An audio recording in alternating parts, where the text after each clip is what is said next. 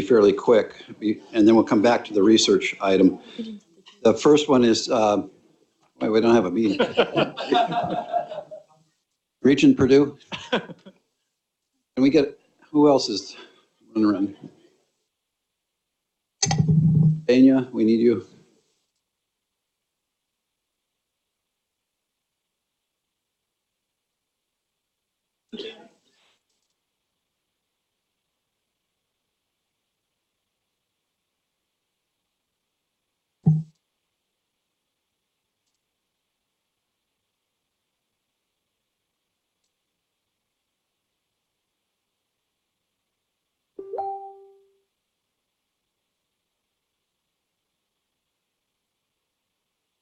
Okay, I want to, there's a couple of approvals that we have to make at this meeting that I want to just jump down to. They shouldn't take too long, I don't think, although I've been wrong about that in the past. Item 19 is the Board of Regents meeting schedule for 2020 and 2021, and that's listed in here. And I'd like to, the motion to approve that meeting schedule. 2020 and 2021. Just for clarification, you're approving 21. I just noted 20 as a reference there. Okay, all right, approving 21. We have the motion by Regent Hughes. Do we have a second? Second. Okay, can you call the roll on the motion, please?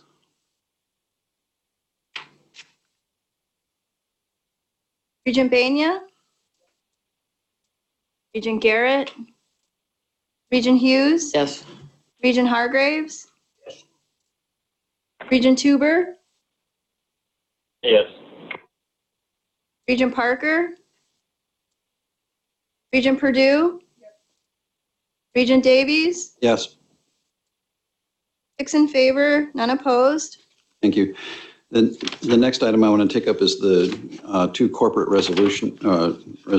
The first one says the Board of Regents approves the corporate authority resolution as revised to reflect changes in the officers of the board resulting from Board of Regents elections, and authorizes the chair and secretary of the board to sign the resolution. Motion effective today. Is there a motion?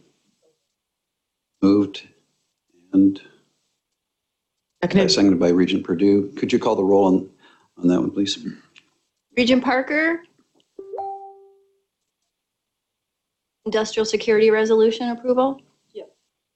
This is the corporate authority resolution. Oh, I'm sorry, the corporate authority resolution. Thank you. Regent Banya? Regent Tuber? Yes. Regent Hargraves? Yes. Regent Hughes? Yes. Regent Purdue? Yes. Regent Garrett? Yes. Regent Davies? Yes. 8 in favor, none opposed. Thank you. And then the industrial security resolution. Board of Regents approves the industrial security resolution as revised to reflect changes in the office of the board resulting from Board of Regents elections, and authorizes the chair and secretary of the board to sign the resolution. Motion effective today. So move.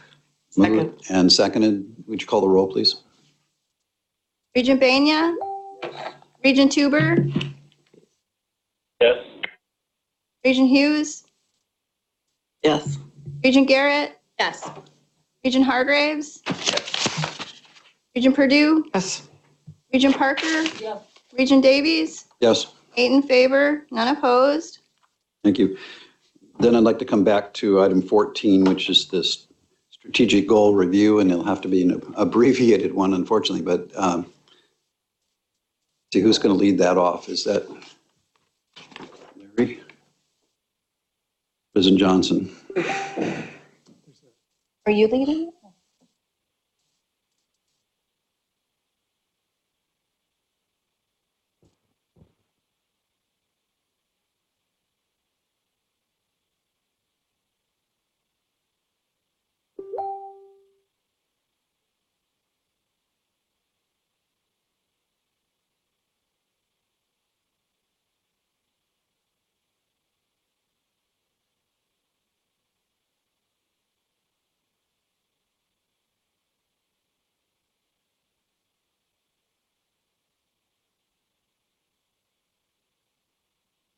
I'm in the interest of time, and I'm sure you're fatigued hearing my voice. I'm just going to say a few things to open this up and then hand it to the chancellors.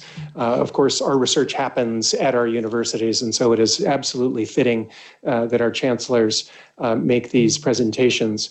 Of course, research is one of your goals, one of your strategic goals for the university here, and we have gone through most of these areas, I believe, in these deep dives, and so we think it's critically important that we share with you progress being made in this fundamental aspect of our mission and also in terms of your goals.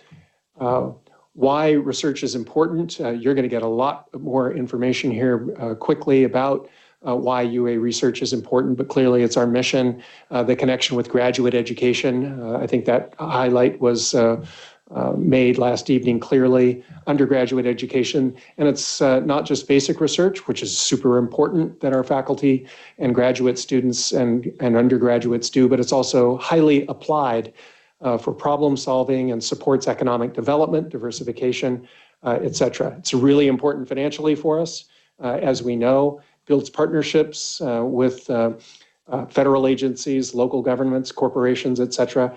And also is a really powerful way in which our universities interact with each other, collaborating with each other. So with that set up, I think University of Alaska Fairbanks leads. All right, happy to do so. Thanks. Always happy to talk about research because it's such an important part of what we do and important to our state. And I just framed, and of course we don't have very much time, so I just framed a couple of issues because I think we get asked a lot, and I mean this when I say we, the collective, we, about the value of research. And I heard lots of times in the legislative session, why do we fund research? Can't somebody else do the research for us? Alaska has a lot of issues that are relevant to us. Forest fires, not just us, but forest fires are a big deal for Alaska. Energy costs, coastal erosion, acidification of the oceans, thawing permafrost. All of these issues are Alaska issues, and so it's appropriate that the University of Alaska addresses them, and these are all issues that we are addressing. Suicide and mental health, I'll talk about that in just a minute. But this is research done in Alaska for Alaska by Alaskans. Our students in Alaska, more than 80% of the research activity at UAF is directly Alaska research on helping its businesses. It's not kind of some esoteric thing. It's real stuff for Alaskans. And it's real money. Just the money that came in to do the research was more than $1 billion since FY13, and just to UAF, and UAA and UAS do research as well. So just $1 billion directly, not including all of the benefits. So investment in research is a good thing, and it's a good thing for Alaskans. And I'll just touch on a couple of highlights. I mentioned earlier the MacArthur 100 and change proposal that's going through, and the woman on the left there is Stacy Rasmus. She's the one who's leading our Center for Alaska Native Health Research. This is a picture in Emonic, and she is working, she recently got us a $5 million grant to study suicide and substance abuse issues in rural communities, but more importantly, ways of healing and ways of preventing.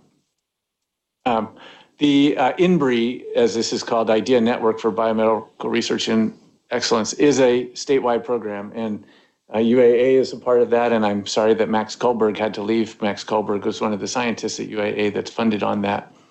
But this was just renewed, and this is a $19 million grant that is money that's going to be spent here in Alaska to help Alaskans. The BLAST is what this is called, biomedical learning and student training, specifically designed to get underrepresented groups, particularly in Alaska Native students, into health fields and into biomedical research. So this was a $16 million grant that was just renewed for more work, and it is also a collaborative partnership between the UA universities. Center for Transformative Research and Metabolism, $11 million grant just funded. So these are big grants to do biomedical research that are contributing to kind of our overall idea about One Health research. And I mentioned, it's just a picture already, I mentioned Stacy, but picture Arlie and Yvonne Peter, who are kind of leading One Health for UAF. And of course, this One Health, One Future conference, this will be part of the Arctic Council's effort in their One Health initiative is to focus on this conference, which will be held here. There will be hundreds of participants brought to Alaska, including Alaskans, to focus on this indigenous worldview of health research. EPSCoR is another one that's a partnership between UAF, UAA, and UAS. Again, now this one is just renewed for $20 million for the next 5 years, and Pips Veazey, who you met yesterday, is the PI, but there's co-PIs from all three institutions, and it's focused on fire, the boreal ecosystems, and on the coastlines. And again, it's tied in with health as well. The satellite facility just got a $50 million contract renewed. That's just one of their contracts. They are also, and you're familiar with these dishes, we have the one dish that you see on top of the Geophysical Institute, but there's two more in the forest, and then there's another couple out on the Richardson Highway. Just last week, I think Nettie LaBelle-Hamer, who's the director, the one in the center of the picture, just notified me last week that they got another $20 million grant to do work. Because there's this infrastructure and this history, that's the kind of work they can do.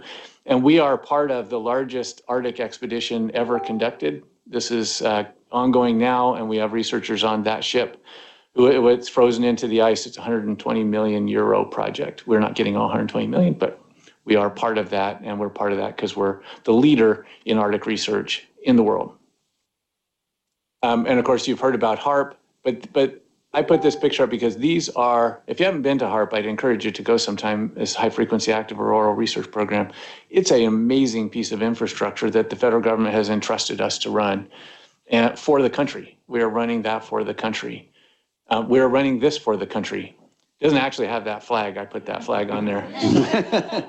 But it does, I put the flag on there and I sent this to the Dean of the College of Fisheries who runs this, and I asked him about branding. And so it is now branded. This ship run by us, built by us on behalf of the federal government, is branded UAF. So every student that gets on that, every faculty that gets on that ship knows that they're part of the University of Alaska Fairbanks for that cruise. And this Center for Unmanned Aircraft you've heard about before, they just did the first flight of the Trans-Alaska Pipeline. And the Trans-Alaska Pipeline is flown with person vehicles, with helicopters. That's a dangerous proposition. They're flying over the oil pipeline. We can do that with these drones. The problem is the FAA is not authorized for commercial use out of line of sight flight. We are the ones that the FAA is trusting to do that work so that commercial operators can fly these things out of line of sight. That's our job. And this first test of the pipeline flight was done by us. But it's not just industries like Alyeska that benefit, it's kids, all of our ice research, getting kids out and learning about ice and safety on ice. It's our undergraduates as well as our graduate students. And one of the people mentioned today that we talk about students. Research is a really important part of the students' education, especially the graduate students. So undergraduate research done at all three universities. Earthquake Center was mentioned already.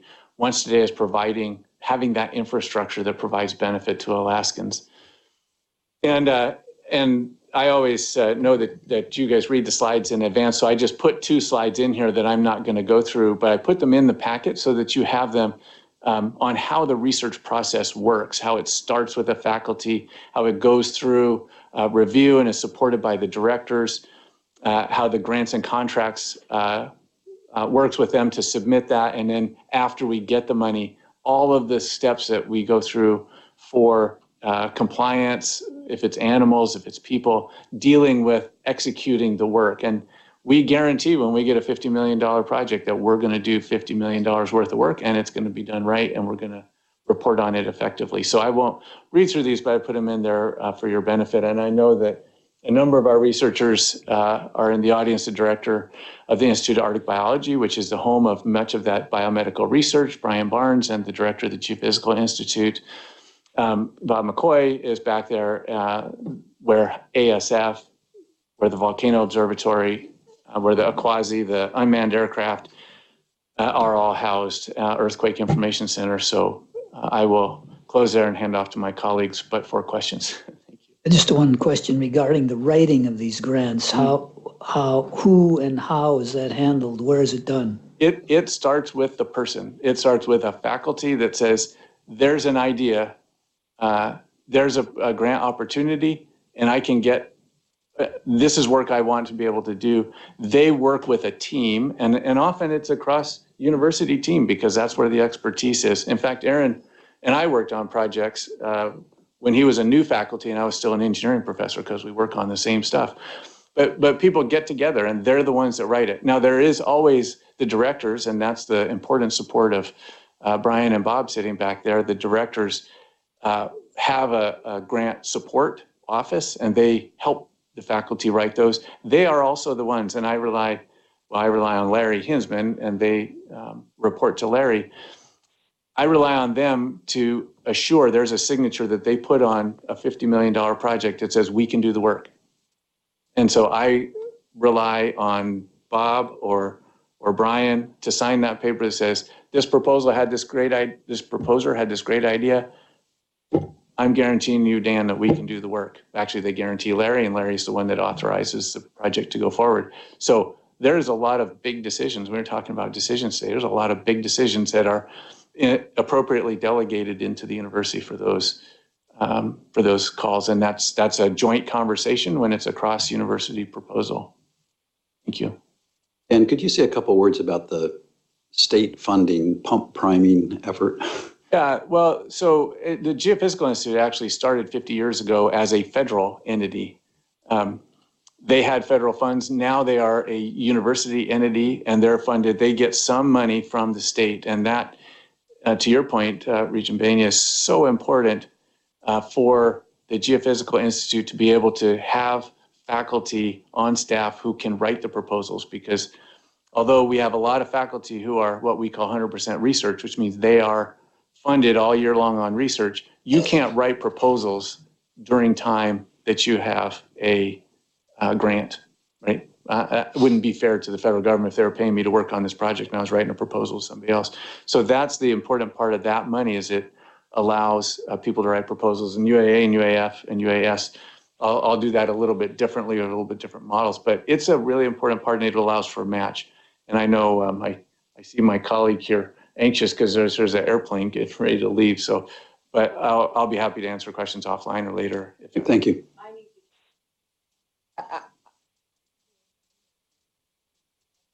Watson, and he will be in addition to being an engineering professor. He's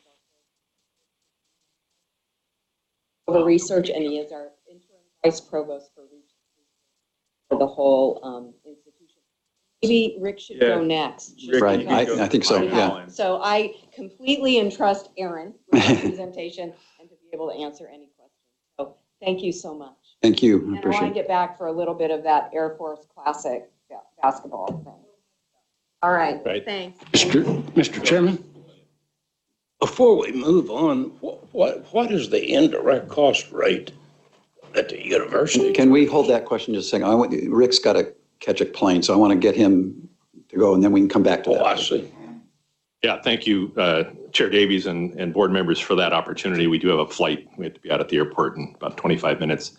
So this is a very quick overview of research at the University of Alaska Southeast. I wanted to start off just by emphasizing that even though we have no aspirations of being a Research One university, nor will we ever be a foremost Arctic university, nevertheless, research is embedded in our mission, and that's through faculty scholarship. Many of our faculty have tripartite contracts, and so they have obligations to do research and passion about doing research, I would say. And of course, that feeds our scholarly work and opportunities for undergraduate students to be involved with undergraduate research and creative activities.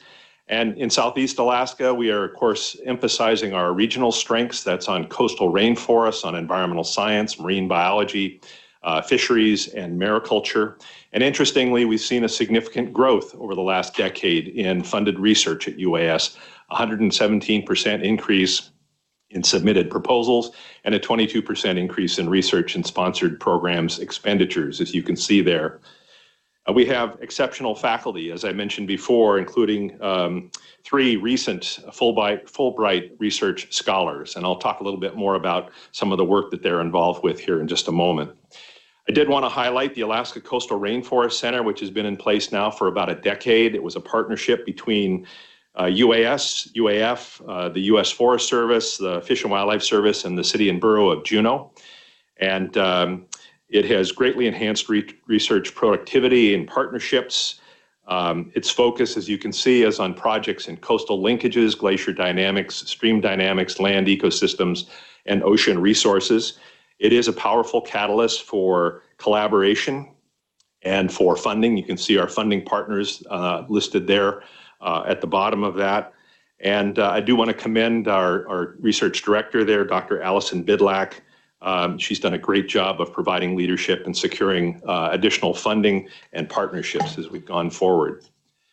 And Chancellor White mentioned the collaborative work statewide, commonly under UAF leadership, and UAS is an active partnership in a variety of those collaborations. The One Health biomedical research focusing on water quality in Southeast Alaska, undergraduate research opportunities, looking for biosensors for shellfish toxins. Our student on the right there giving a poster demonstration about his work with that. Building research capacity through EPSCoR, focusing on forest ecology and microbiology, doing oceanographic data analysis with NASA's space grant funding, and also partnerships with the Alaska Native community, Sea Alaska Heritage, looking at herring populations, the Sitka tribe, looking at algal blooms and toxicology, and the Sitka Sound Science Center. And just a couple of spotlights on some of the exciting work that's been going on. One of those has been coordinated through the Alaska Coastal Rainforest Center, and that is ocean acidification monitoring via the ferry MV Columbia. The Columbia weekly goes up and down the inside passage between Bellingham and points in northern Southeast Alaska, and our scientists worked out an arrangement with the Marine Highway System to be able to take measurements through the hull of the Columbia over time. And now they have a data set that they're developing looking at changes in ocean acidification over time, which is a very exciting project and a great collaboration with DOT and Marine Highway. And then also on monitoring and modeling harmful algal blooms. As you know, taking marine life out of the intertidal is an important part of the cultures of Southeast Alaska. And yet with climate change going on and warming seas, there's more and more concern about the detrimental effects of algal blooms on human health for subsistence take. And so that's something that the Sitka tribe and others are very interested in. A project, again, looking at research that generated from the Auk Creek Weir, a NOAA weir right behind the Juneau campus.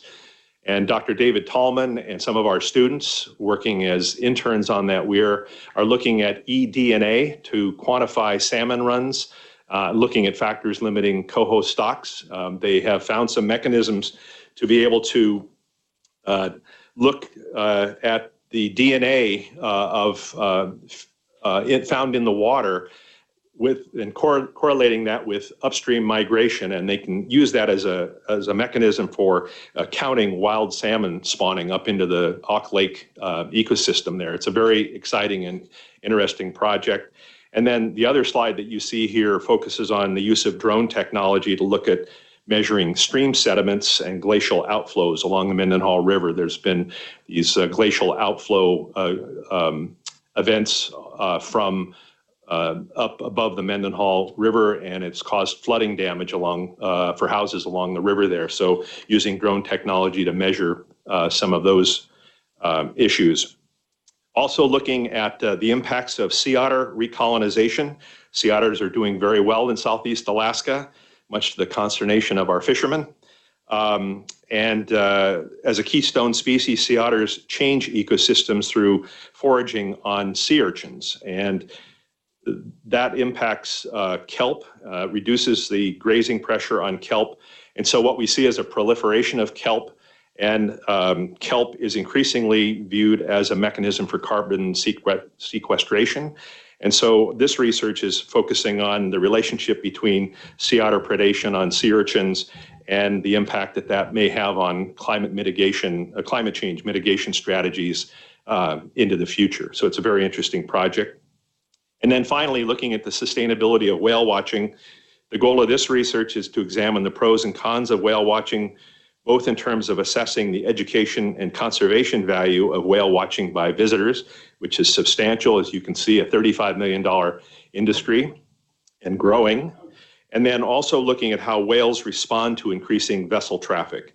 And the hope for outcome of the research is development of sustainable management practices that will both preserve whales and also support the long-term health of the industry.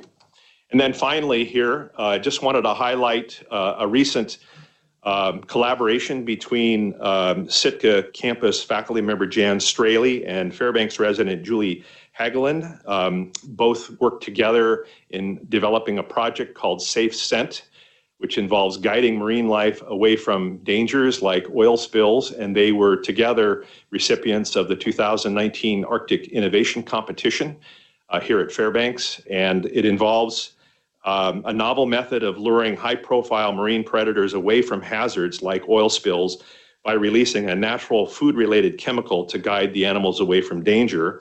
And it's an idea that's been proven with seabirds around oil spills, but now the hope is to apply this to larger animals like humpback whales and bowheads in the Arctic. So it was a very exciting collaboration that actually won the Arctic, or took second place in the Arctic Innovation Competition. And with that, I just included a final slide. I won't go through the details of this, but we're continually thinking about the role of research at UAS, our partnering with our colleagues at UAF and UAA, and the opportunities that research provides for expanding knowledge about the North Pacific and coastal temperate rainforests, and particularly the opportunities it provides for our students to be involved in undergraduate research. And with that, very quick presentation. I apologize for that. I'm going to turn this over, and if you don't mind, Chair Davies, I'll duck away and be happy to answer any questions that people might have offline. Right. Thank you very much, Chancellor. Appreciate it. Okay. I'm going to try to back up.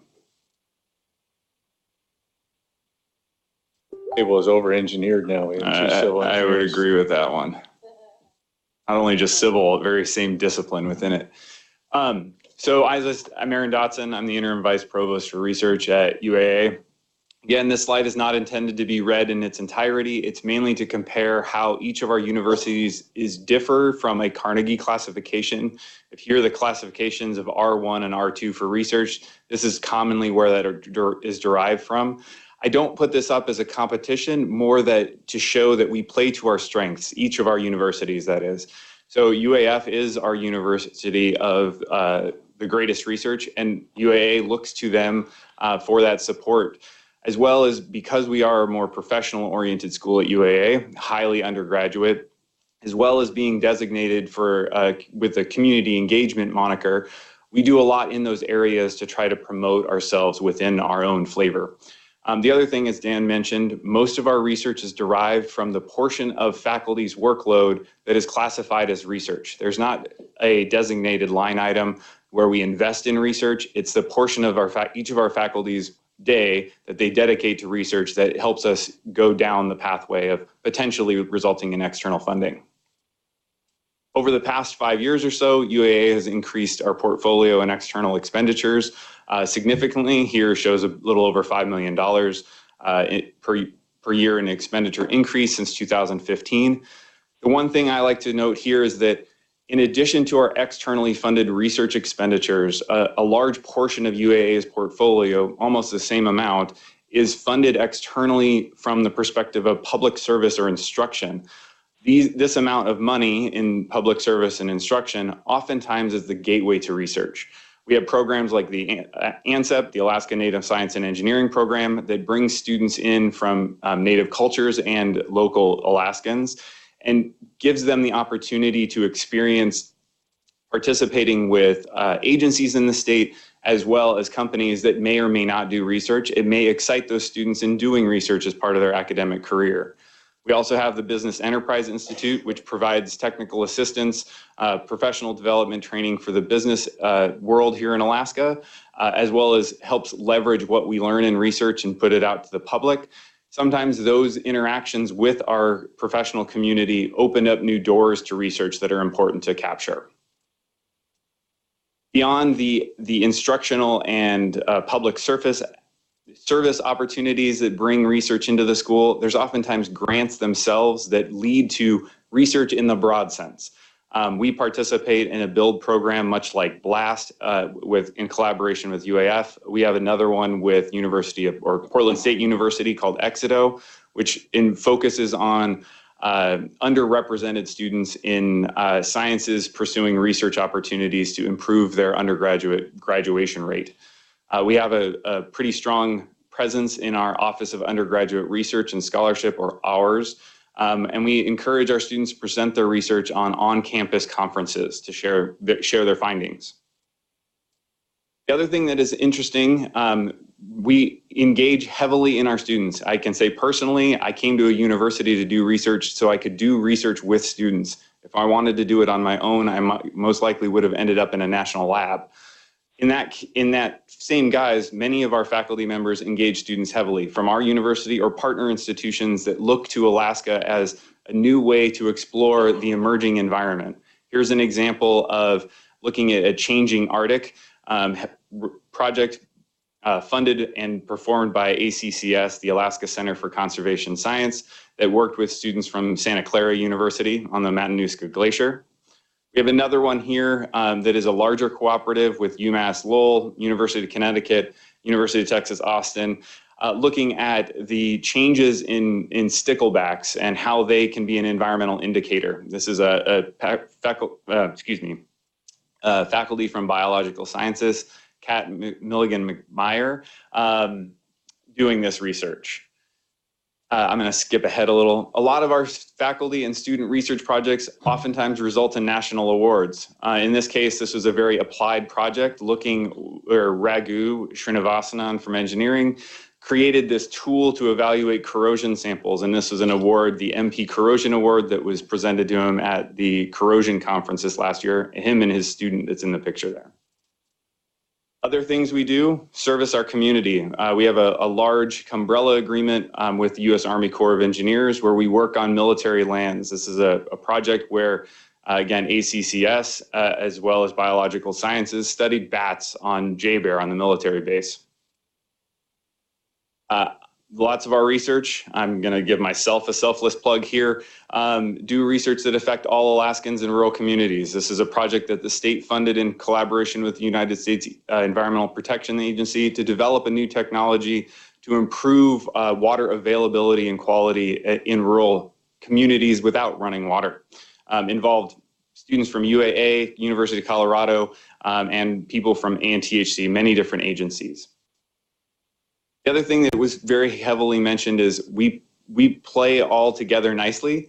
UAA leads some statewide partnerships. The Arctic Domain Awareness Center, a national center of excellence funded by the Department of Homeland Security, housed at UAA, strongly engages UAF in the activities. In fact, next week there's a meeting up here related to ADAC.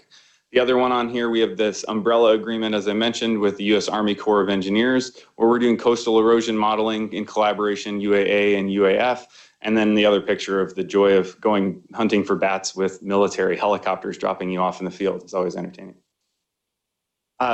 We are the collaborator with UAF LEAD. As here, we have the newest NIH COBRI that is a UAF LEAD. This is a picture of Chris Duddleston and her student going out to trap squirrels at Tuluk Station. The next one is what Dan had mentioned, the NSF EPSCoR, again, primarily led out of UAF, but strongly supports UAA in that research. And then the other piece of this puzzle is that beyond the institutional grants that we look for, these large multi-million-dollar awards, We have smaller awards where faculty reach out to each other within the framework to find the expertise needed to target that award in that specific award. We have the National Science Foundation Infuse program that funded Microfuse, looking at the food, energy, water nexus in rural Alaska. That was a UAF-led project with UAA ICER and UAA College of Engineering. We have another one that is, again, led out of UAF called Tundra Gifts, looking at obesity in rural Alaska, led out of UAF, but looked directly at UAA for their collaborator.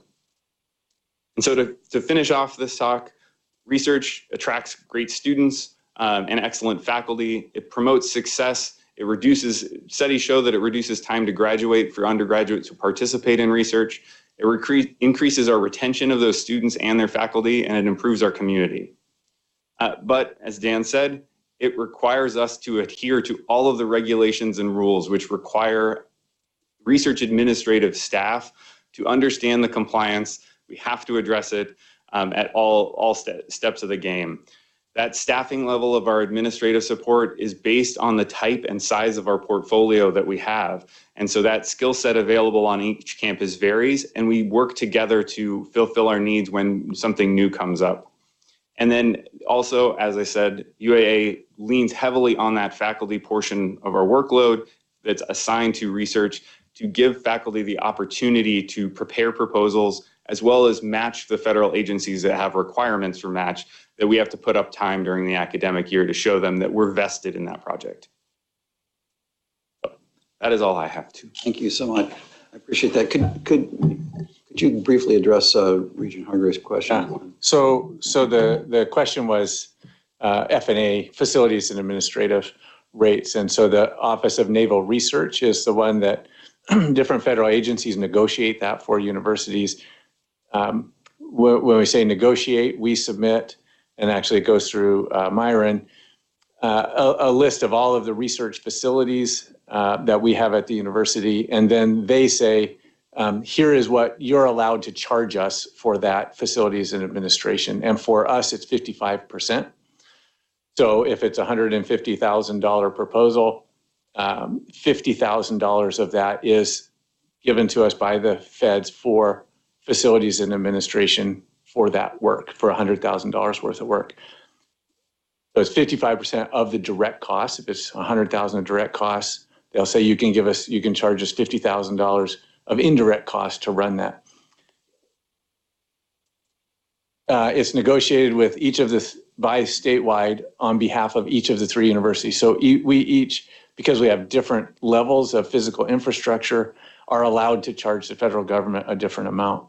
Now, it's a little tricky because the 55% is what they say, this is what's allowable. But not everybody, not every federal agency agrees to that. So Department of Education, for example, will say you can only charge us 10%. Or the USDA will say you can only charge us 10%. And so there's, even though that's the negotiated rate, there's lots of ways that that's not paid. And so on average, our, what we call actual recovered rate is around 23%. So if you take the 55s and the 8s and the 10s, we get on average about 23%. Cost rate. So it comes into the university, and then it is considered Fund 1 dollars at that point. Each university does, well, what we do at UAF is we take that and we split it and we give half of it back to the unit that generated it so that they can seed the next level of research and support the facilities that they are required to support. 12% of that goes to the system office. 12% of our, it's at 11% of our ICR goes, we call it, I'm sorry, 10% of the F&A goes to the system office for management of stuff. Yeah, and then the remainder is distributed to the library, but it supports the things that support research on the campus. How much?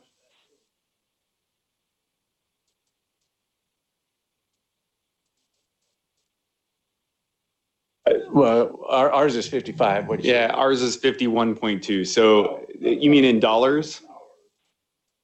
Myron? 27 million. Yeah. Just for UAS. For UAS. Yeah, it's about 31 million, like aggregate for the whole University of Alaska system. And there's about 9 different indirect rates across the university system for different types. And I think to add to one piece of the indirect rate, we do have a special agreement with the state of Alaska. I partake in it a lot because when we work directly with the state of Alaska, we operate under a reduced indirect rate of either 25% or 12.5%, depending on the content. The way I negotiated that.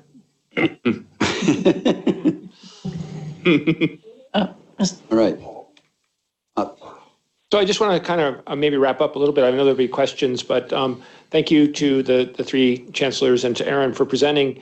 One of the things I would add is that the focus on this was on some of the federal initiatives that we have, but of course we have research with the state of Alaska quite extensively and with private foundations, and also do a lot of research outside of the sciences and engineering, for that matter, a lot with the Department of Education, in the arts and humanities, there's scholarly activity, rather than being called pure research. But there's a lot of things that we do across the university. And so I don't want to leave the impression that it's just in the sciences or just in the engineering side, but that really it is the responsibility and the ability of all of our faculty to engage in some part of this endeavor with external funding from a number of different sources. And so it's pretty much a collective effort, and I do appreciate the collaborations that have gone across the state as well. Yeah, Regent Parker. Thank you. Thank you for the presentations. I find them very informative. And when I first joined the board, we used to get a list of the different grants that were being received by the campuses and statewide, and we don't anymore. But it was always interesting to see. I know last year Larry and some folks from the university made legislative presentations. Are we looking at doing a presentation like this to the legislature? Because I think that they would find this to be helpful, informative in terms of, besides the education we're providing our students, here's, as we tout ourselves to be a research university, here's the research we're doing. Yes. Yes, we are.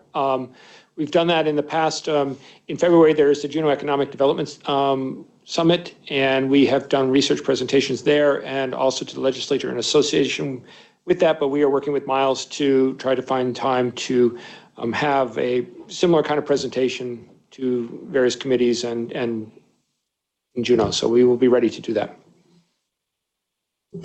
Any other questions or comments?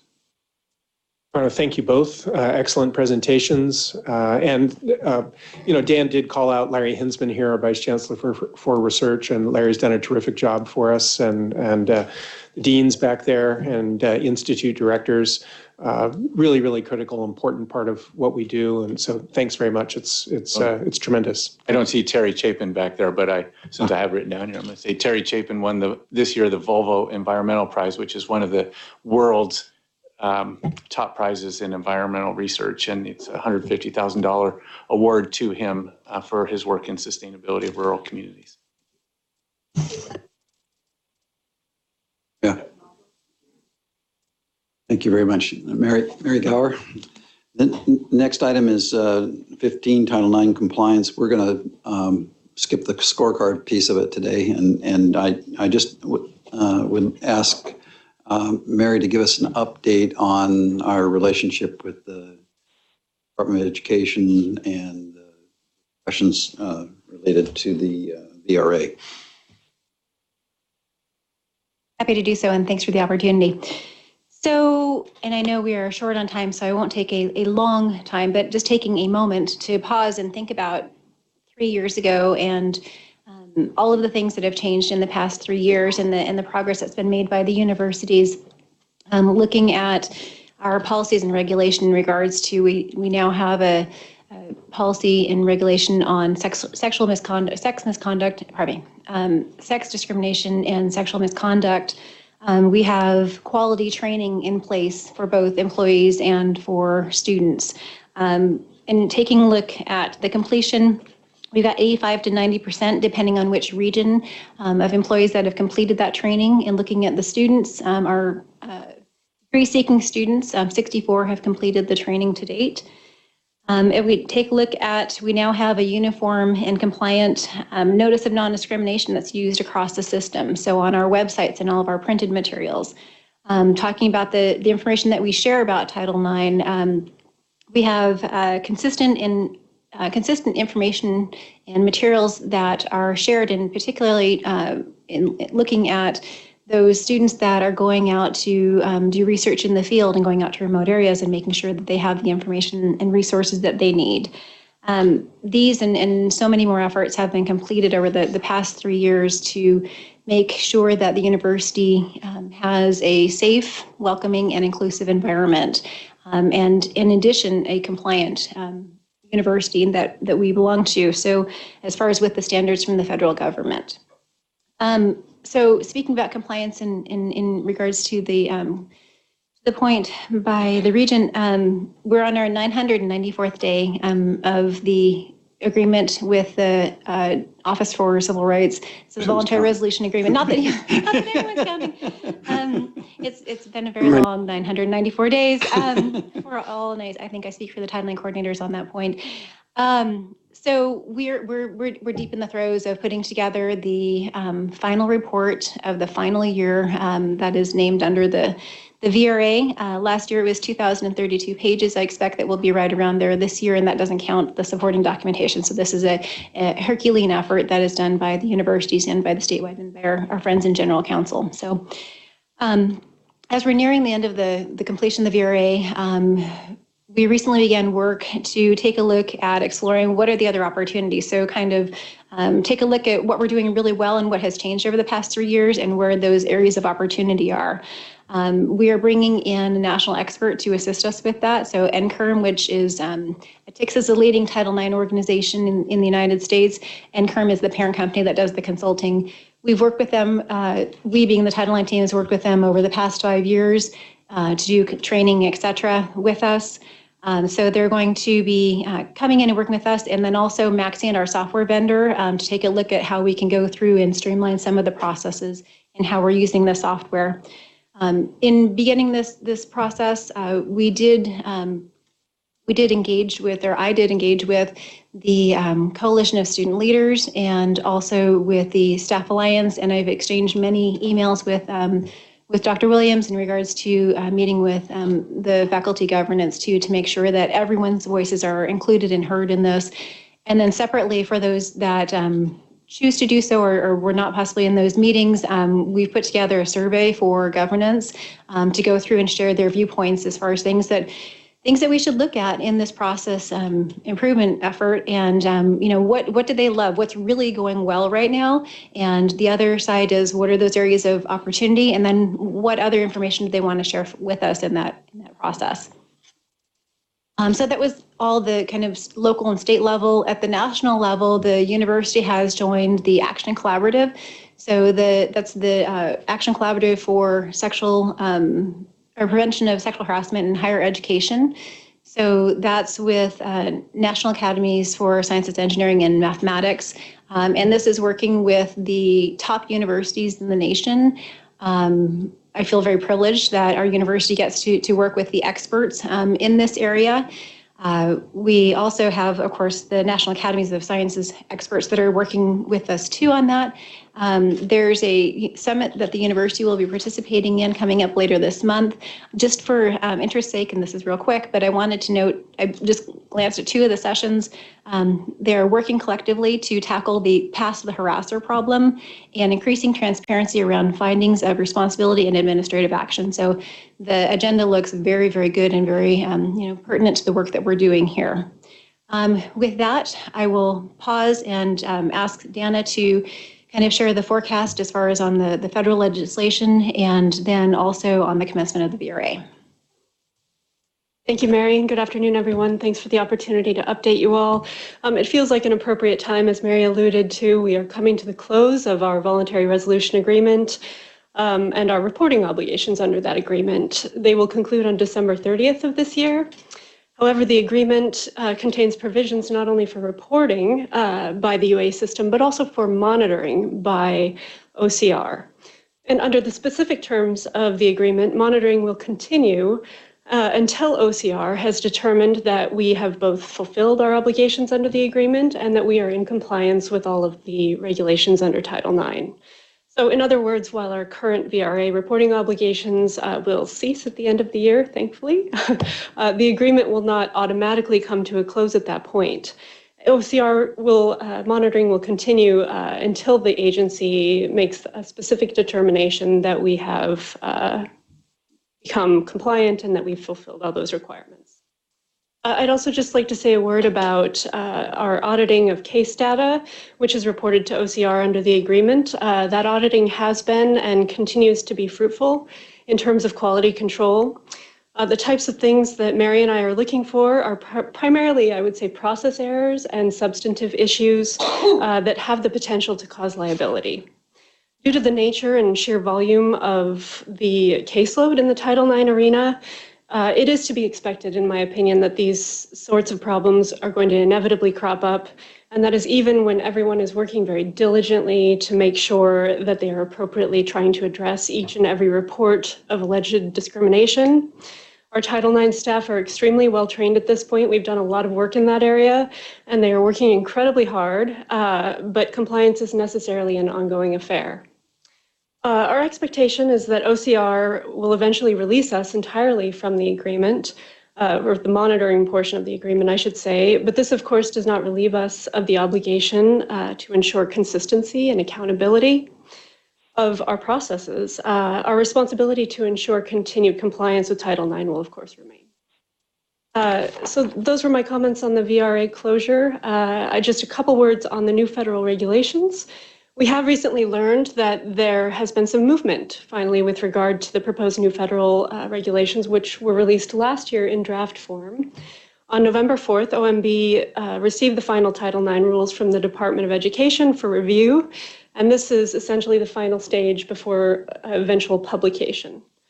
So we will soon be planning how best to move forward in terms of achieving compliance once there is some clarity on the final content of those new regulations. We, of course, have been thinking and talking about this for quite some time, but we're getting closer to actually acting. So those are my updates. I'm happy to answer any questions if there are any.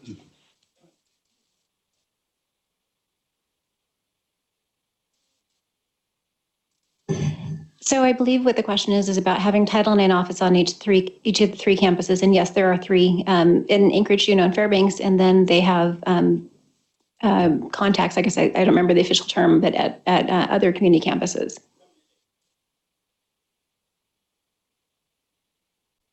Sure. So, and to be clear, it's the chancellors that have the Title IX coordinators and that responsibility. I work with them, but they're not direct reports of mine.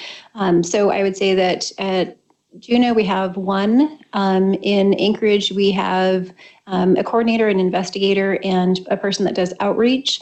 And then in Fairbanks, we have a coordinator and 3 investigators, and then there's some additional office support staff, I believe, but Chancellor White could correct me on that.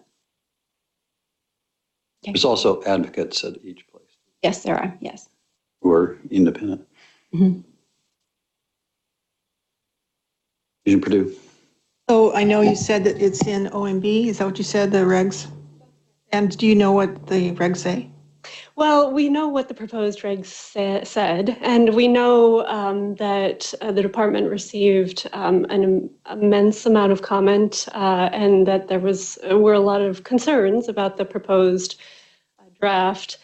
We know what we would like them to say, but unfortunately, I don't have a crystal ball and I don't know what they're ultimately going to say. I would say there is a collective expectation that there is going to be a major shift in the department's view regarding Title IX and what is required of us to comply.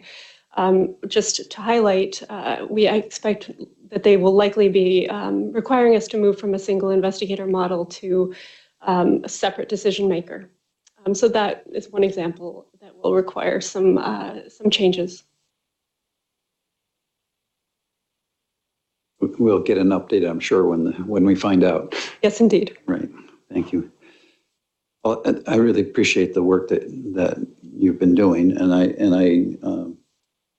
certainly underscore the expectation that no matter what the requirements are, that we will continue to maintain a strong effort to comply with Title IX in the first instance, but to provide a safe campus and to provide that effort to also change the culture as we can and moving forward. So no matter what the federal folks say, I think we need to maintain that strong vigilance here. So appreciate your effort in that regard.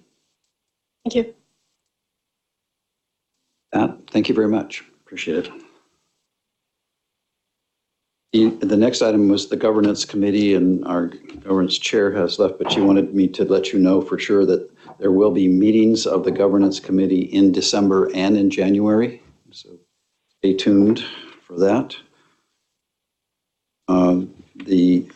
Miles Becker has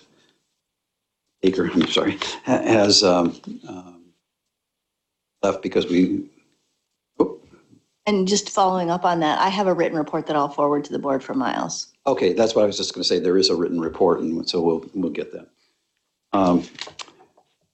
And we had the foundation report, and we've taken care of schedules and resolutions. And the only other item left on the agenda is future agenda items. Are there any quick things on people's mind right now that we want to have that we haven't already sort of talked about? If you think of something, of course, either talk to the president or talk to our new chair.